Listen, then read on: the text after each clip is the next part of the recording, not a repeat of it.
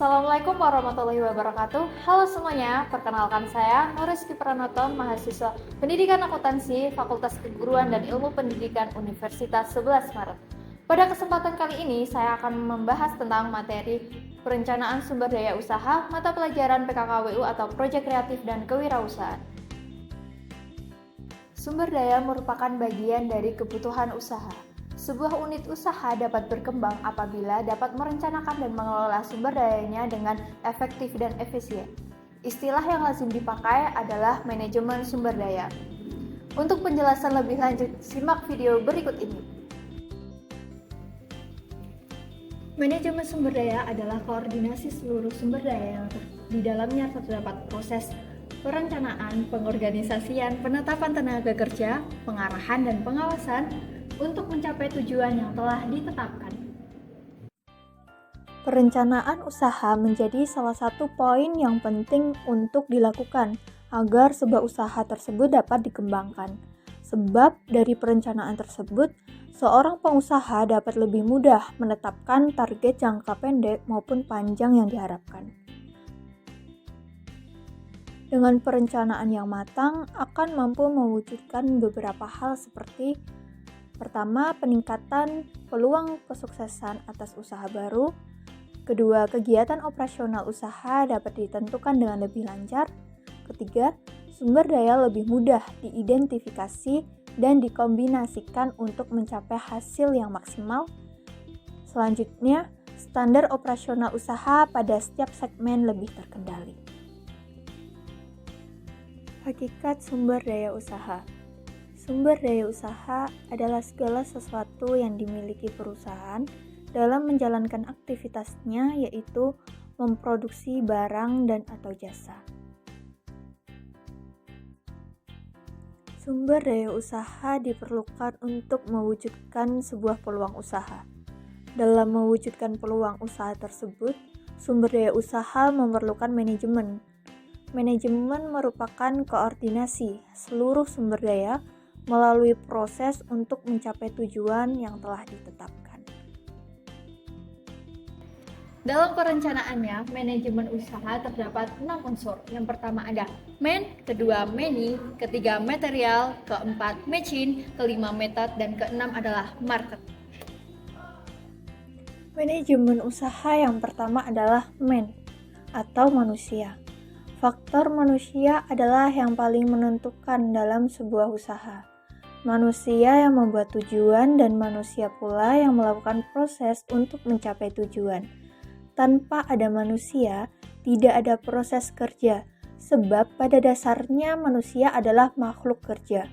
Oleh karena itu, manajemen timbul karena adanya orang-orang yang bekerja sama untuk mencapai tujuan. Bertujuan mendapatkan tenaga kerja yang sesuai kemampuan dan keahlian untuk berkoordinasi dengan tenaga kerja lain dalam menjalankan operasional usaha.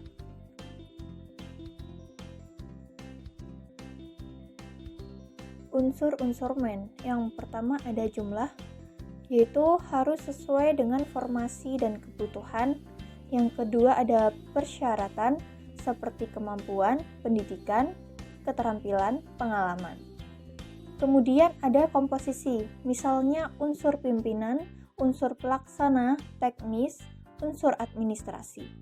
Faktor-faktor yang harus diperhatikan dalam merencanakan sumber daya, yang pertama ada faktor analisis jabatan, kedua faktor kebutuhan jabatan, ketiga ada faktor aturan tugas dan tanggung jawab karyawan, yang terakhir ada faktor kebutuhan perekrutan. Unsur manajemen yang kedua adalah money, atau yang disebut uang atau biaya. Uang adalah faktor yang amat penting, bahkan menentukan di dalam setiap proses pencapaian tujuan. Tentulah tidak dapat disangka lagi. Besar kecilnya hasil kegiatan dapat diukur dari jumlah uang yang beredar dalam perusahaan. Oleh karena itu, uang merupakan alat yang penting untuk mencapai tujuan karena segala sesuatu harus diperhitungkan secara rasional. Hal ini akan berhubungan dengan berapa uang yang harus disediakan untuk membiayai gaji tenaga kerja, alat-alat yang dibutuhkan, dan harus dibeli, serta berapa hasil yang akan dicapai dari suatu organisasi.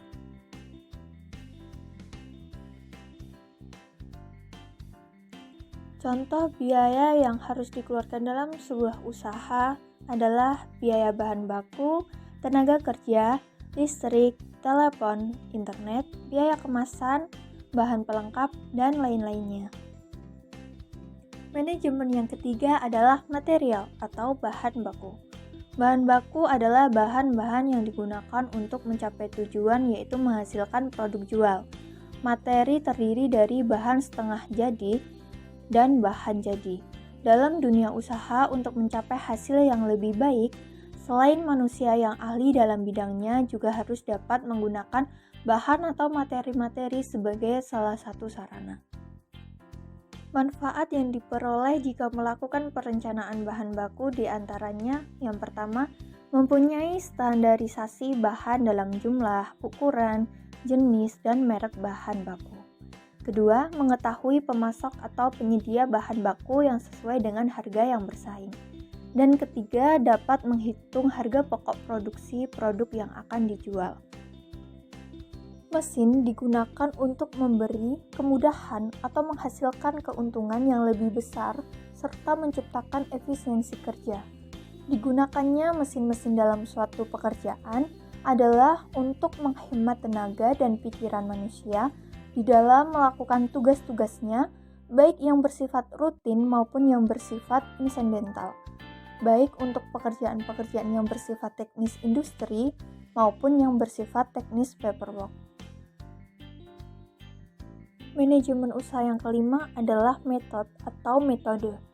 Dalam pelaksanaan kerja diperlukan metode kerja. Suatu tata cara kerja yang baik akan memperlancar jalannya pekerjaan.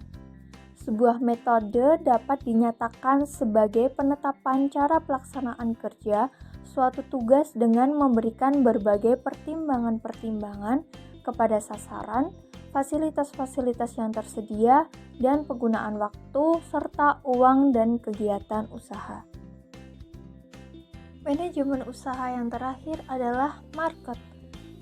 Market atau pasar adalah sekumpulan pembeli dan penjual yang bertransaksi atas suatu produk atau kelas produk tertentu. Pemasaran adalah sistem keseluruhan dari kegiatan usaha yang ditunjukkan untuk merencanakan, menentukan harga, mempromosikan dan mendistribusikan barang, jasa, ide kepada pasar sasaran agar dapat mencapai tujuan organisasi. Perencanaan pasar dapat diuraikan menjadi beberapa pengelompokan. Contoh perencanaan pasar dan pengelompokannya: yang pertama ada pasar menurut tingkat usia dan jenis kelamin, yaitu laki-laki atau perempuan, usia baik balita, usia 7-12 tahun, dan lain-lain. Kemudian pasar menurut tingkat pendidikan atau profesi seperti TK, SD, SMP, SMA atau SMK, D1, D3, S1, S2, S3, dan lain-lainnya.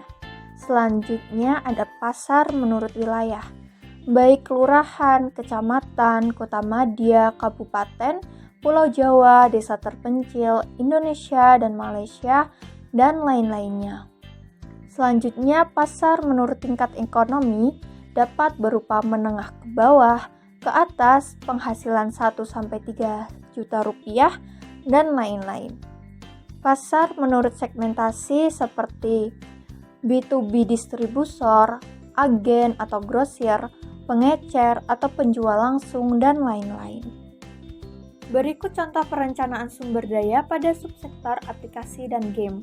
Jenis produk aplikasi Android kursus bahasa Inggris, jumlah produksi satu jenis aplikasi, tanggal produksi 1 November 2023. Yang pertama ada perencanaan man atau tenaga kerja yang terdiri dari 1. Analisis jabatan, yaitu merancang program aplikasi, mendesain aplikasi, mengisi konten, dan merancang sistem operasional. Kedua, ada kebutuhan jabatan, yaitu terdiri dari programmer dan ahli bahasa Inggris. Ketiga, aturan tugas, yaitu lulusan S1 Teknik Informatika dan S1 Pendidikan Bahasa Inggris, pengalaman kerja 1 tahun, jam kerja 6 jam per hari, karya original, dan mampu membuat program dalam waktu yang disepakati. Selanjutnya, kebutuhan perekrutan, yaitu membuat gambaran-gambaran pekerjaan yang nantinya akan dilakukan tiap-tiap tenaga kerja. Kedua, perencanaan material atau bahan baku, terdiri dari satu bahan utama, yaitu ide rancangan program, ide desain, materi pengajaran bahasa Inggris, dan modul belajar online. Kedua, bahan pelengkap, kamus bahasa Inggris.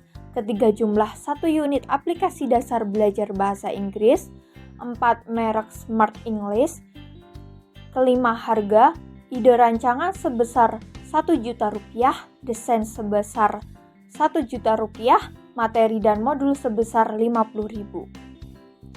Ketiga, ada perencanaan mesin atau mesin yang terdiri dari satu jenis, yaitu PC dan handphone Android.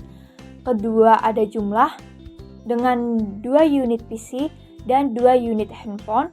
Ukuran, yaitu PC dengan RAM 8GB dan handphone dengan memori 128GB. Untuk merek, yaitu bebas. Selanjutnya ada perencanaan money atau biaya yang terdiri dari satu bahan baku, yaitu program sebesar Rp1.000.000 termasuk desain modul. Kedua, tenaga kerja yang terdiri dari satu programmer sebesar Rp5.000.000 dan satu ahli bahasa Inggris sebesar Rp4.000.000 dengan total Rp9.000.000 per bulan. Ketiga, listrik, telepon, dan internet dengan total Rp1.000.000 per bulan dan transportasi sebesar Rp500.000 per bulan. Berikut mengenai penjelasan terkait materi perencanaan sumber daya usaha. Semoga dapat bermanfaat bagi teman-teman semuanya. Wassalamualaikum warahmatullahi wabarakatuh. See you, bye-bye.